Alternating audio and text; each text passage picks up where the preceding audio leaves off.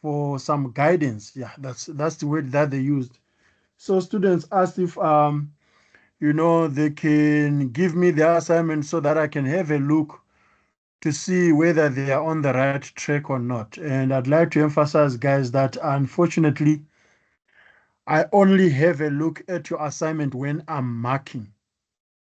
So I do not do that thing of having a guidance and so forth. The brief was actually to guide students on how they need to answer questions. So I just need to emphasize on that one. I don't mean to be harsh, but that's how it is. At other institutions, there's not even an assignment brief. So you just receive an assignment and submit it. Your lecturer won't even tell you how you need to do the assignment. So it's actually my first time to see that students have to be spoon-fed on how they must answer the assignment. Anyway, this week we are going to be doing revision.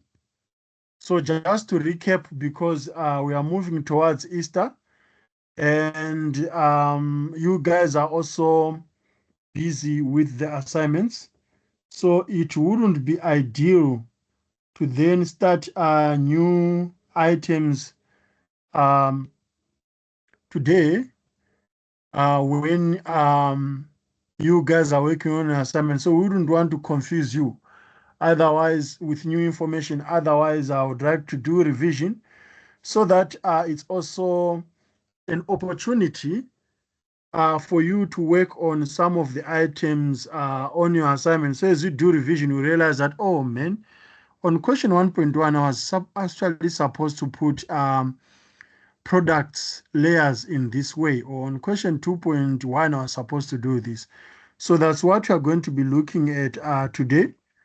So at the end of this lesson, you should be able to know and understand the theory covered in chapter 1 and 2, and you should be able to apply the theory in those chapters. As you know by now, in digital marketing, we do not just learn theories, we do not just learn products, we do not just learn services. You need to apply them to a given scenario or to an industry example and see how it fits in within that digital marketing setup. And you also need to understand that when applying theories, it is context based. So there's no one size fits all approach. So because we are learning digital media, for example, you cannot just apply it to all scenarios. It will depend with the industry, it will depend with the product itself, and it will depend with the country or the territory. So we'd like to see how then you guys are going to apply that in your assignments. So I'm going to play a YouTube video, and that is going to lead today's discussion, and I hope it's going to work because I'm hotspotting myself. And guys, also, while I'm just loading this, if you can't hear me anymore, please just text me on WhatsApp. I'll make sure that my phone is on standby because I do not trust the internet or the signal that I'm using right now. I don't know if you guys can hear me so far.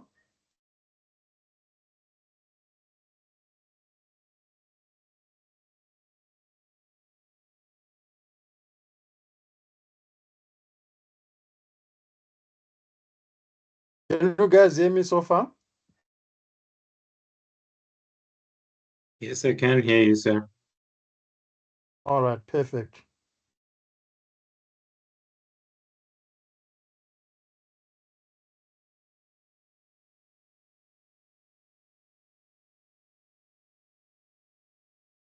I'm just loading the video.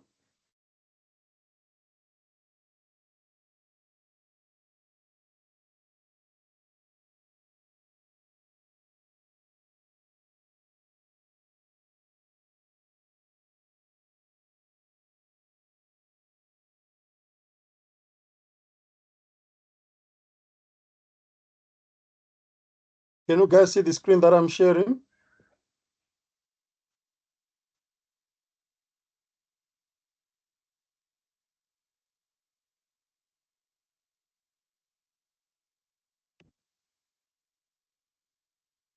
Nompumelelo?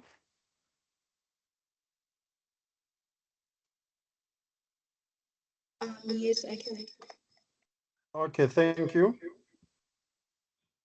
Or if you could say anything to him now, but you only have a short time to say it, what would you say to him? I really wish I could spend more time with you. She can't seem to turn them around. She can't seem to turn them around. Keep your And I'm really glad that you were my dad. When a loved one passes, we say such beautiful things, words we wish we could still say to them. So Dela, a funeral insurance company, started an initiative. Why wait until it's too late? Say something wonderful today. People were given the chance to surprise someone they really care about. Using hidden cameras, we documented their speeches and used them in commercials and for online documentaries. Ik wil graag iets opdragen aan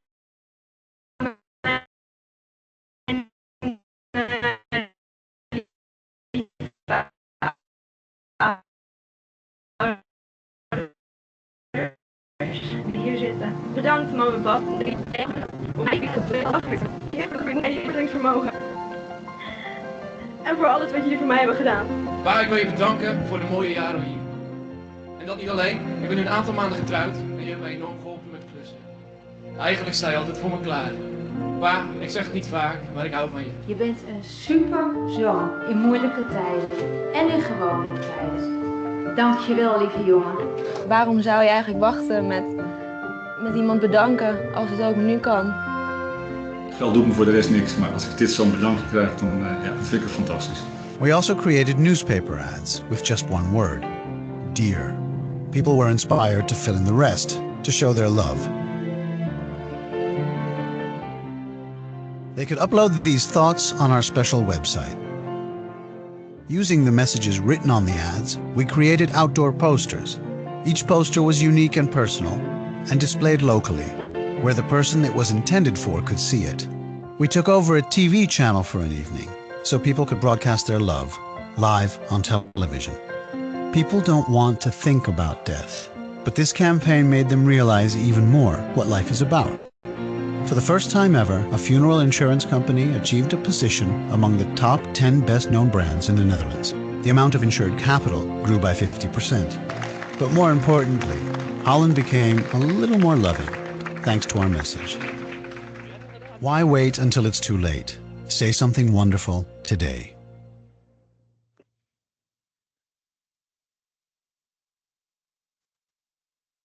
Okay, guys, did you get that?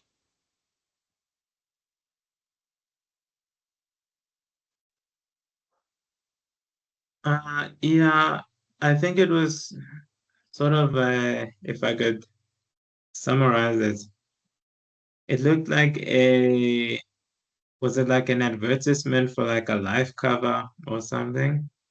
Mm-hmm. Okay. All right, so is it a product or a service? I would say it's a service. Because Okay. yeah, Mm-hmm. because it kind of started off with somebody talking about their past loved one, and then also people talking about loved ones, some of them still alive, some of them are not alive. So I kind of picked up that it was an advertisement for potentially a funeral cover or life cover. Mm. Okay, yeah, that's true. That was an advert, so it was marketing campaign for a funeral cover. And as you know, a funeral cover is a service. So it's not a physical product that you have known. However, it's something that can be converted because it is linked with a product itself, like a coffin. A coffin, a casket, it's a product that one can touch, that one can own. It is tangible and so forth. So that's why, to some extent, we say funeral cover is a product, even though it is a service. But the packages of it is something that we can see and feel. So it's always difficult to market or promote funerals because people are not always ready for death or ready for sad news, as we know. And it's difficult to then remind people that you are not going to die. I mean, for most people to actually think about having a funeral cover, it's actually something that we barely think about. Guys, do you ever think about having a funeral cover? Let's be honest. I don't think about it, but I know my dad has one. Mm. But do you have one? I do Or your not dad have one. has got Yes, secretly one for you that you don't know? no. He has one, but I am also under it. I understand. Nompumelelo?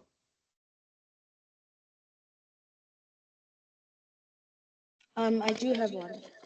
Mm. It's actually interesting to hear that because some of us, we rarely do so, and then whenever tragedy strikes, all the burden is left with those who are left behind, like our parents. Funerals are expensive on their own.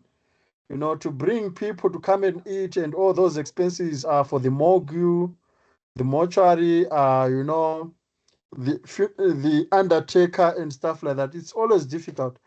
However, to market this is not easy because you need to think about the product layers. You need to think about the basic need of a funeral. So we are going to discuss that. So what is the primary cover that is needed for funeral, guys? For someone to say that I've got a funeral cover, what is it that it needs to necessarily cover? That is a must to have. Um, if I could take a guess, I would say Mhm. it's basically to not only cover like things for the funeral, but I think also for certain expenses that your family may need after you Mm. pass on. Yeah, that's true. But what is the main item that need to be on that funeral cover? What do you mean by item? Items that the funeral cover need, the police need to cover.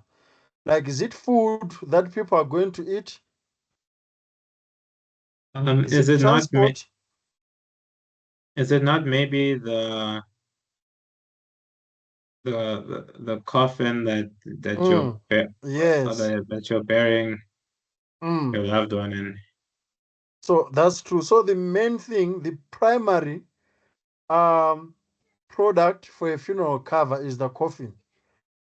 Rather, you'd never have any other things, but at least if it covers the coffin. So you realize that the coffins or the caskets will be determined by the amount of the premiums for that funeral cover. So if, for example, you want a two-tire coffin or a coffin made of wood or teak or whatever it is, or it's a ngoni coffin, that coffin itself would determine the entire funeral cover. So the first layer of a funeral cover is the coffin. Do you agree with each other, guys? Do you see where it's going and coming from? No, I beg to differ because the funeral covers that I know, mostly it's money. Okay, the ones that I know of, Mm-hmm. and offers our company also offers it's money. So I not all funeral covers coffin. I think those ones are special ones, but mostly it's cash. It's for cash under 50,000 rand. Okay, I do understand, and I understand you. I'm with Liberty. It doesn't cover the coffin at all. But I also have another one that is merely determined by the coffin. So on that one, I do agree on Pumelelo. But at the end of the day, what would that money be used for?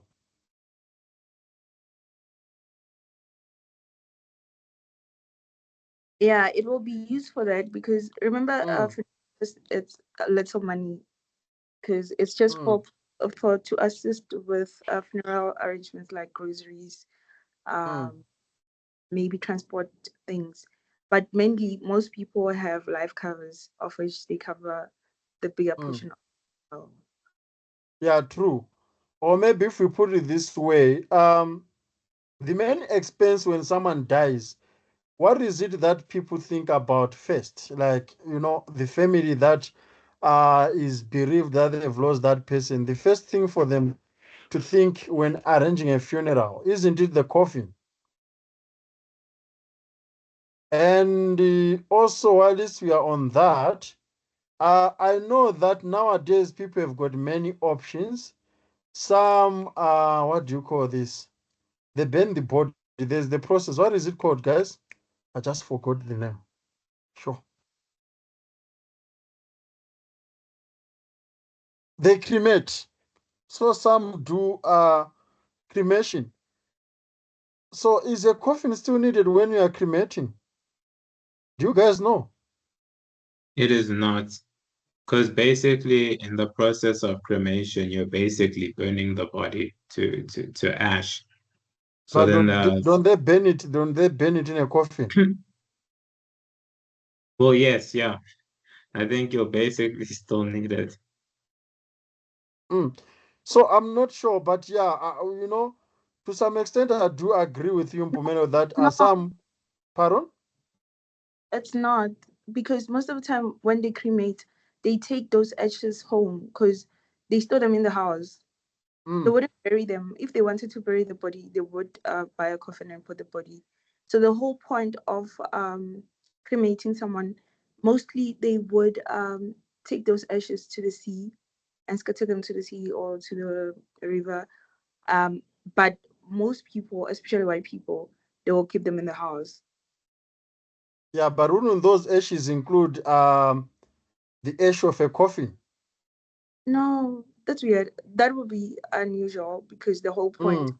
is So you for mean them. they burn the body as it is, like not covered in a coffin or something? No, they take them Mm. to. I think there's missionaries where they do that, but they keep them in a class. If it's Mm. in houses where there's ashes of others, they put them in a table, like where everyone is gonna be seated, because apparently it's part of their culture that that person needs to be part of the family forever. Yeah, it's very interesting because this goes culture to culture. But you guys, would you keep someone's ashes in your room? Because we're African, I don't think it would be. Why do you have to have? Why do you have to mention the African part? This has got Because it's nothing very to do. important. We don't believe in that. It's just ashes, guys, nothing else. No, remember it's against our African culture. Unless if Mm. there's people that, but it's rare with black people But what because if you are forced in a will? Someone drafts a will, like your father or your partner says that as part of you inheriting their properties or whatever it is, you also need to keep the ashes in the house. it's fine. I would because I would honor their wish because if I don't, obviously it's gonna hand me forever. But it's unusual for African Mm. I mean, I shame. I'd rather lose the inheritance. But anyway, I'm joking. Yeah, that's true. Though nowadays, due to burial space and everything, there are also, Africans who are also preferring cremation. And remember, there are also blacks, if I put it that way, who are now exposed to Western cultures.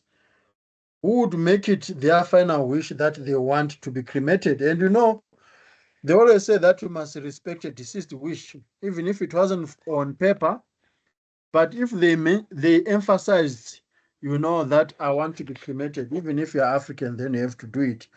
Otherwise, they will haunt you forever. I'm sure you guys are well aware of that, right? Yeah, we are. Mm. So yes, as we discussed that funeral cover would either, the basic thing to cover would either be a coffin or money, and supposedly that money will cover funeral expenses, including coffin. Then, of course, the second layer would be your food, your transport. Some would even go as further as, bringing a broadcast company or have an after tears party. Are you guys aware of after tears after a funeral? Yes. I think I've had that at almost every funeral that I've attended. So you realize that those become extra layers, but the basic stuff that one, when preparing a funeral, you need to make sure that the deceased has got a proper coffin. You need to make sure that people has got enough food to eat. You need to make sure that people have got enough transport, especially to go to and to come from the cemeteries. But it doesn't end there. Some you also need to make sure that the surviving family have got enough funds to keep them by. It is still a funeral policy. Though sometimes there are differences now between a funeral and a life policy. But I know that there are people who are actually even today surviving on the claim that they got from a funeral cover. That is, even after they've buried their deceased, they still have some money left by. Then, when we think of distribution channels,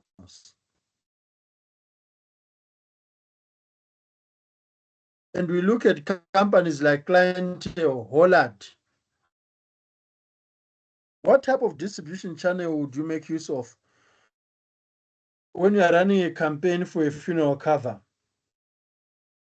Let's say right now you've been hired by Hollard, or you've been hired by Clientele. What type of distribution channel would you guys use? We discussed distribution channels and levels of distribution in one of the lessons.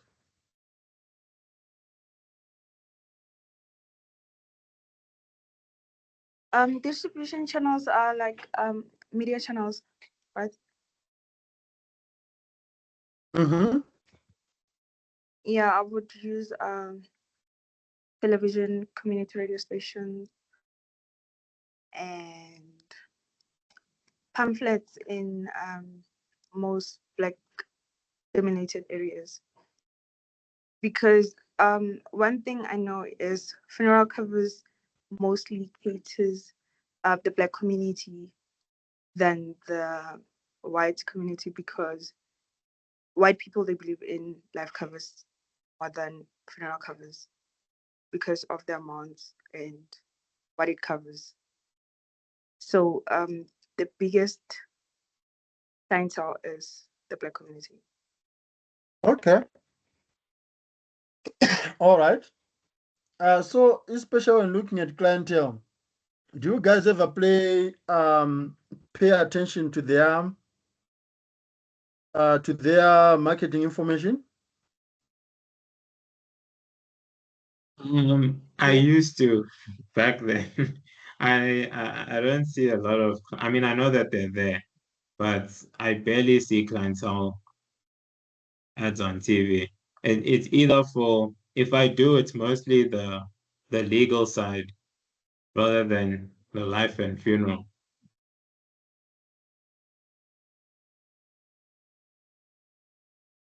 Okay.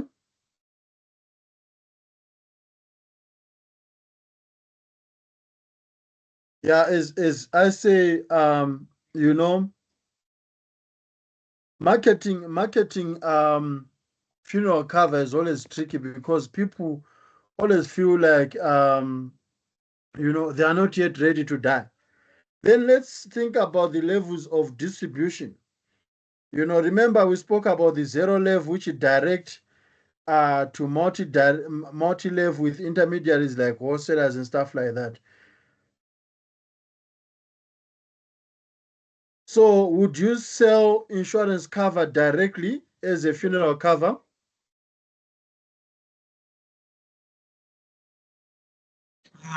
It I think it depends on the level of, or like how. Hi guys, So I was saying, can you hear me, sir?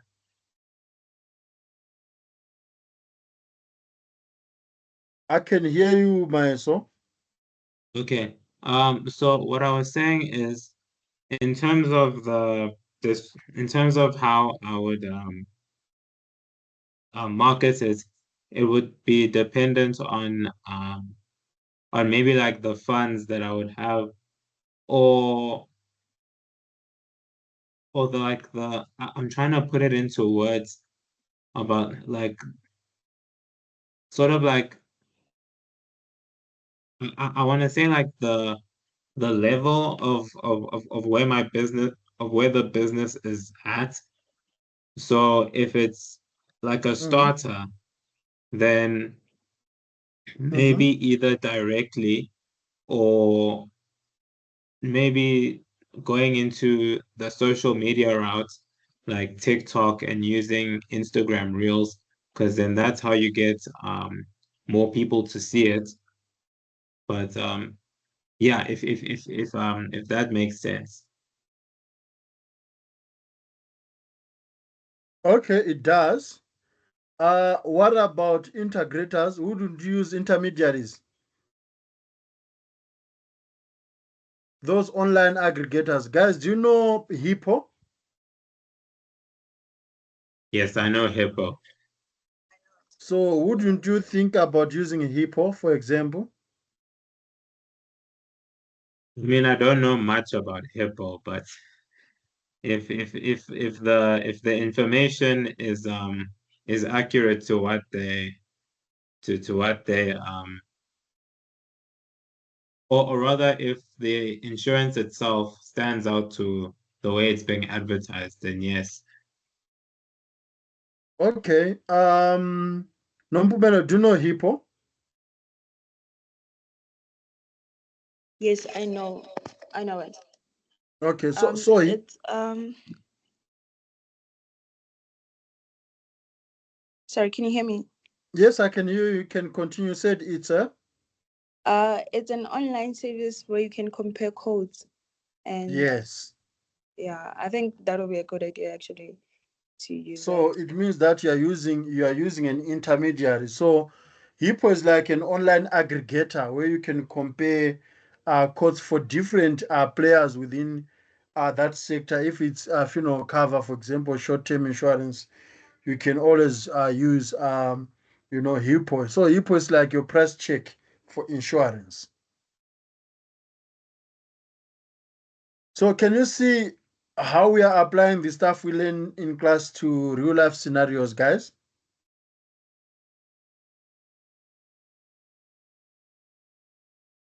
Yes. Mm. All right. Then another thing here. What about the pricing strategy, guys? And we spoke about pricing shortly when Nompumelelo mentioned money. What and how do you think funeral cover is the price of the premium is determined?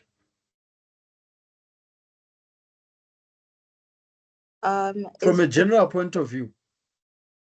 okay. From what I know, it's determined by the number of household members that it covers Mm-hmm. and their age group also, and Mm-hmm. also the payouts, how much you'll be getting from it.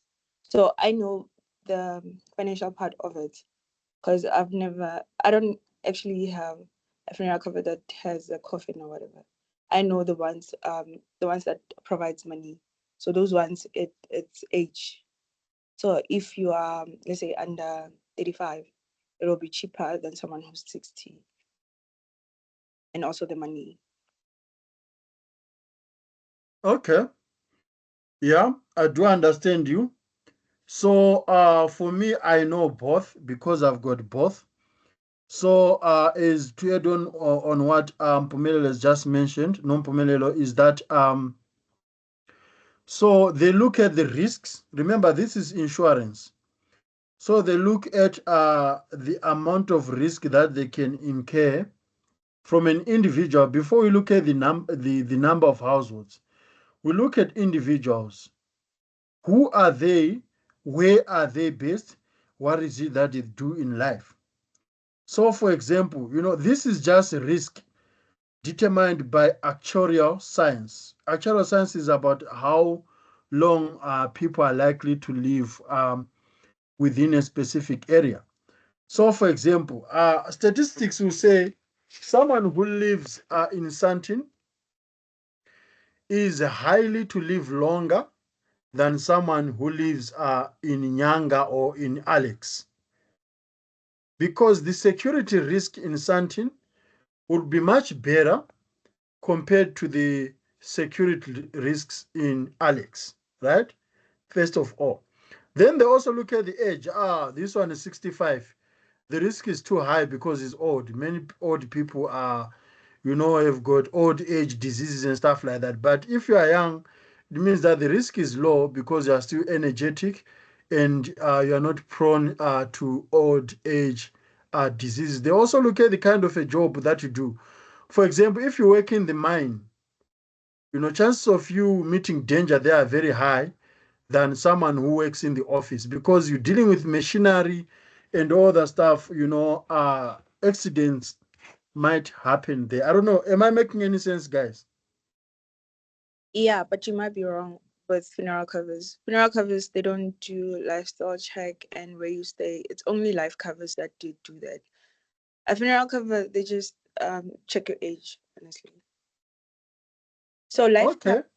But don't they also have a window period? yes, they do a waiting period for, because it depends what cover you have, because others they don't cover suicide or accidental cover. So but it has a 6 months waiting period and 12 months maybe for suicide. But they don't do those checks because remember it's little money funeral cover. Mm. The only thing that they do lifestyle check and age check, and others they do even your blood test to check if you have any chronic diseases and stuff.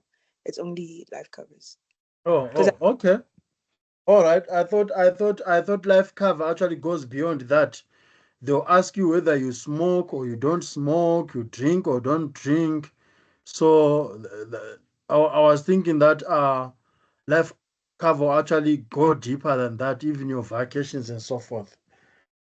It did. They kind of asked. I think they do ask the smoking part because I remember when I first joined Discovery, they actually did ask me about those things.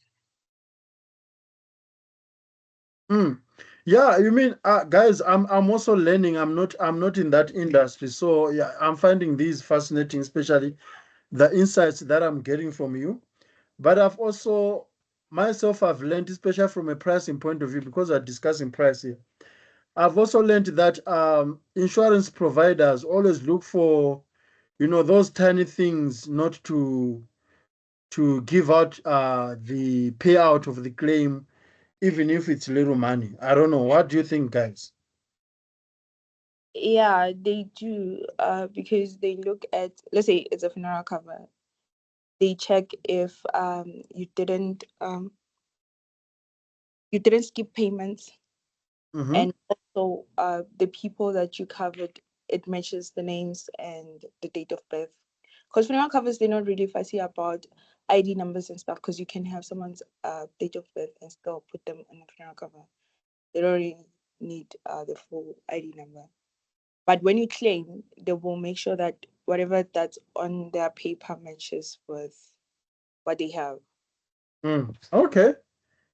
And then the pricing strategy that they can use. Do they have annual increases, for example, as part of a pricing strategy, or it's a once-off amount? No, the DSTV one, it increases after 5 years. I don't know, but I think even Sanlam, so they don't have annual increase. So they can increase, you can increase the cover every year. So you can only increase 5 years. All right. So those are the pricing strategies that we need to think about, especially um, in this economy where there's inflation, where the VAT, increases or decreases. Also need to think about your pricing strategy. If you are going to ask people to cover themselves for funeral, and they are paying 100 rands per month, and they are not even dying, meaning that for the next 10 years, they are going to be paying 100 rands per month. Would that 100 rands lose value or not? So you need to think about the pricing strategy that is going to, speak to your profitability as a company as well as your viability as a business. Does it make sense?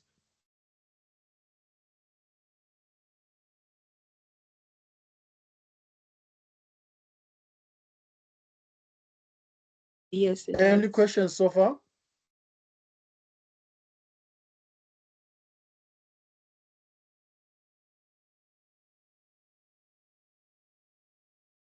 Then you saw that advert. They used a mix there of media. Can you mention all the media that they used in that advert?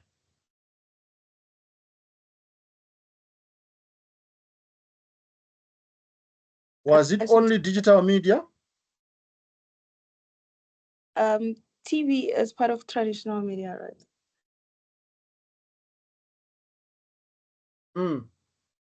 They also used traditional media. And do you think in South Africa, for funeral cover, is traditional media still relevant? Yeah, very relevant. Definitely is. The target market watches TV, watches digital TV. I mean, yeah, they watch traditional media. Okay, for you, Nompume, to say very, what's the emphasis there? So you mean digital wouldn't matter because most watch TV? Because I'm in the space and I know who mostly likely to take funeral covers. It's our mothers. So the younger generation, they feel like they die, they don't need it and stuff. So most of us would believe in life covers than funeral covers because of the amount and what it covers. But remember, the older people also, especially pensioners, they can um, afford a certain amount to pay, I think, a funeral cover. So they wouldn't pay 1,500 for a life cover. Well, most of them, they don't even qualify to get a life cover because it has age limits. So the people that are on traditional media, it's older people of which they really know the importance of funeral covers than younger people. Okay. And of course, most older people do not consume digital media that much. I'm not saying that they are not on digital media platform, but most of them, for example, if you look at our mothers, they wouldn't spend much time on Facebook compared to the time they would spend on TV. But it also depends on the individuals. I mean, there are people who are in their 60s who are cruising nicely on TikTok.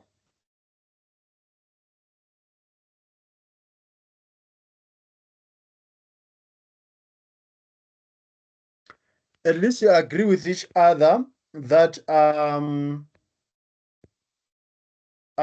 traditional media is still relevant.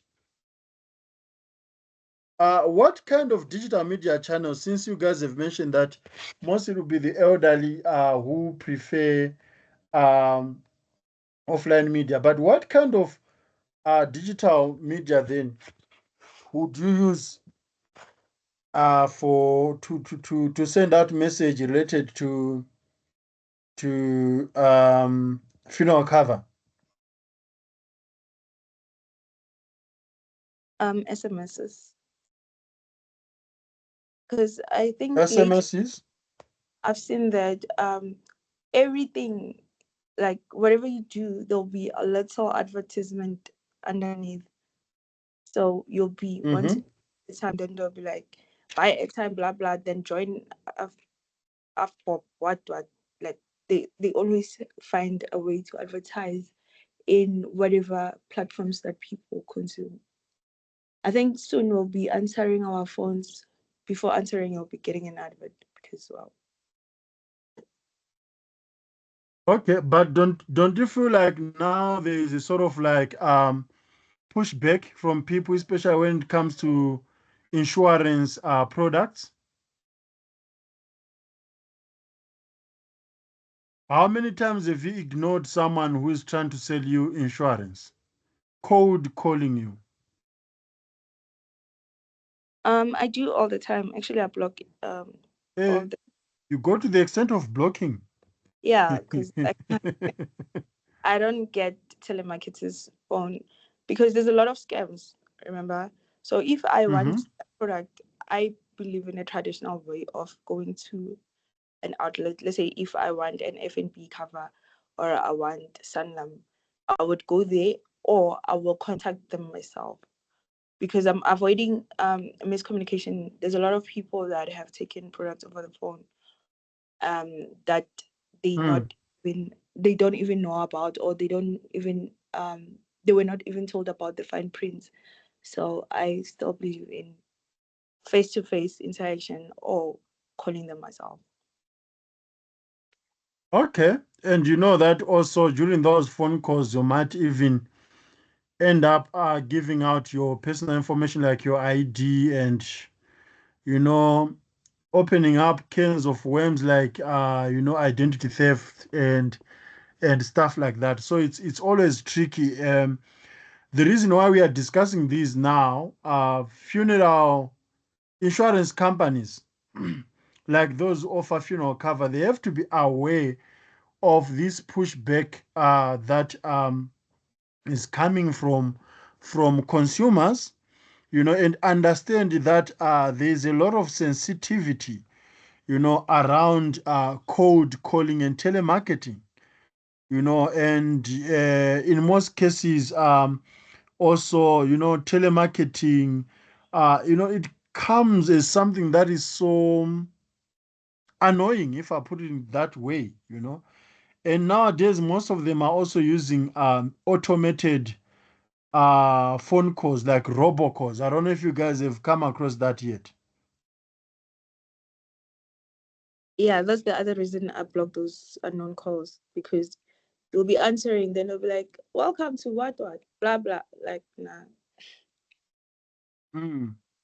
Like it just lacks humanity, for like humanness. Like we know that when someone is calling you, what starts, it's a greeting. So at least if those things could greet you like in a humane manner, not like from nowhere all of a sudden it's welcome to this and this, as if you were there, they are the ones who approached you.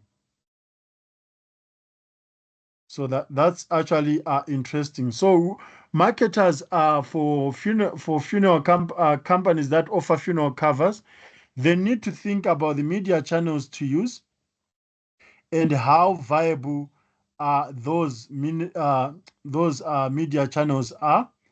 Otherwise, it might end up being a miscommunication and not delivering the results is expected. Would you sell a funeral cover on WhatsApp? Do you think WhatsApp it's a viable media channel?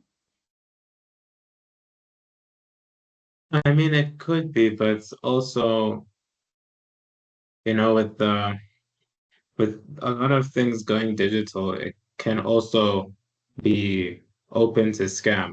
So WhatsApp could and could not be a possible, because I don't think most people would respond also to things like that on WhatsApp. Okay. Now it means that it's very much difficult. Where do you guys want funeral insurance companies to go if you do not want them to be on WhatsApp, you do not want them to be here and there, you do not want them to call you direct through telemarketing? How would you want them to reach out to you? I think how they're doing it now, it works because they work with most companies.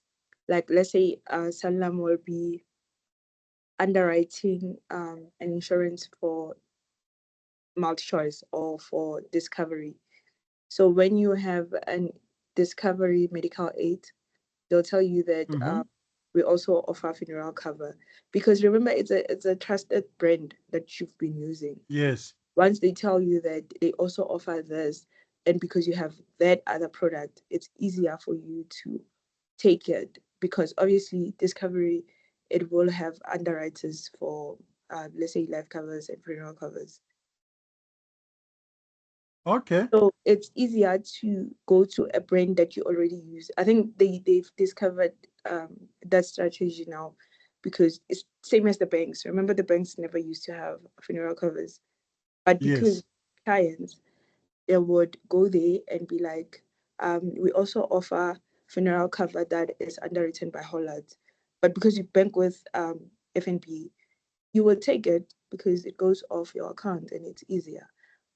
Unlike someone from Mm. Holland pulling you straight, you have trust issues because you never used that brand before. Okay. So what banks are now doing and other companies, doesn't it appear as if they are now losing their flavor? For example, you've got DSTV, which is known for broadcast services. Now it's selling you data, uh, having a collaboration with MTN, for example, or a bank which is known to be banking money. All of a sudden, it is having insurance which is underwritten by Holland or something like that.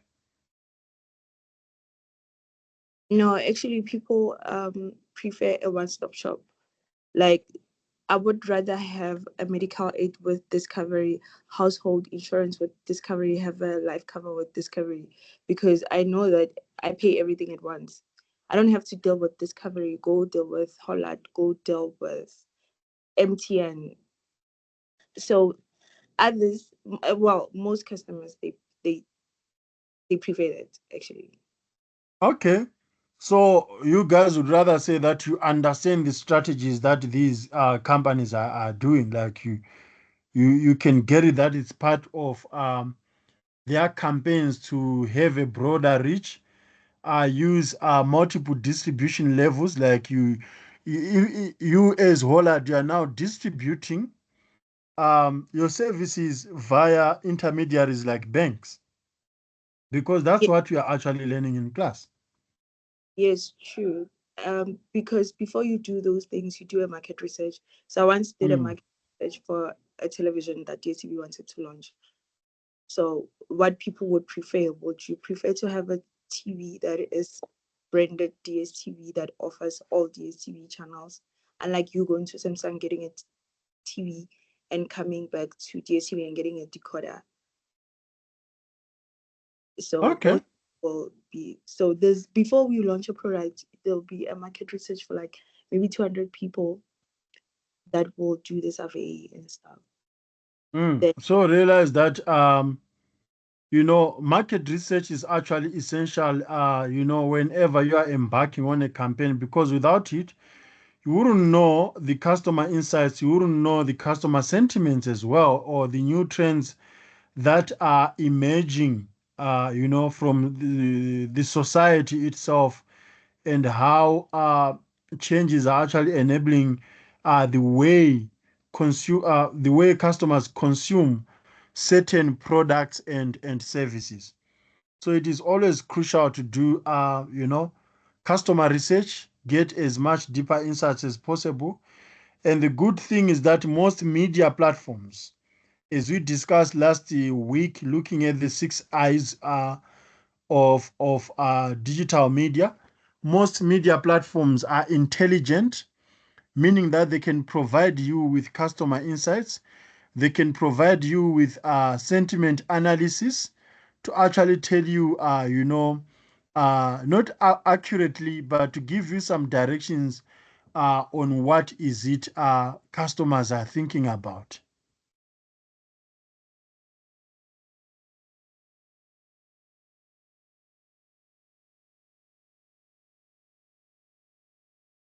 So are there any questions about funeral cover and No. everything that we have discussed so far? No questions. Yeah, so there are many things that we can discuss, guys, especially when looking at your textbooks, because there are also page numbers. But I believe that these are page numbers from the previous edition of the textbook, the 2019 version. You guys, I think, have got the 2021 version of the textbook. So there are so many things that you can think about the role of the staff, for example, employees. You can think about the 7 P's that we discussed in the previous lesson, which is promotion, price, people, product. Do you remember those, guys? I hope I'm not speaking in tongues. I'm speaking to something that we covered. Because students have got a tendency of saying that, no, but this is now the first time we are hearing these things. And I'm sure you also discussed these things last year.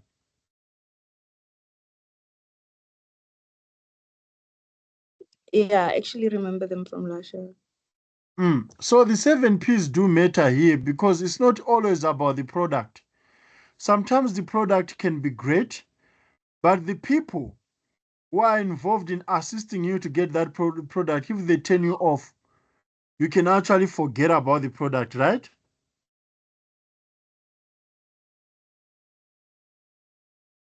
I mean, I've heard on several occasions someone saying that, you know what, I love this product, but the staff at that store, they are not nice. I'd rather go and get it elsewhere or get something else. So the issue here is not the product, but it is the P for the people.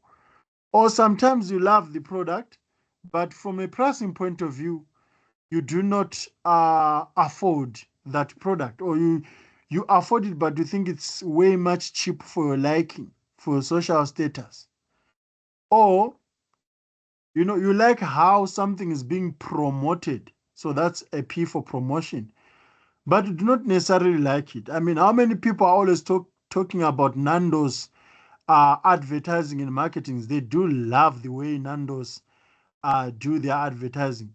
But if you tell them to go and buy something at Nando's, they're like, no, I'm not into chickens. So I don't know if my examples resonate with you guys and how the 7 P's do matter in digital marketing.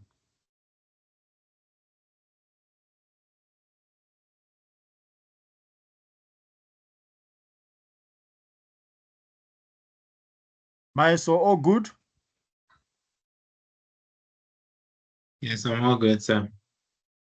All right, so that's all about this exercise that I wanted to discuss with you guys for lesson 19. So now we are going to move to lesson 20, if everyone is happy.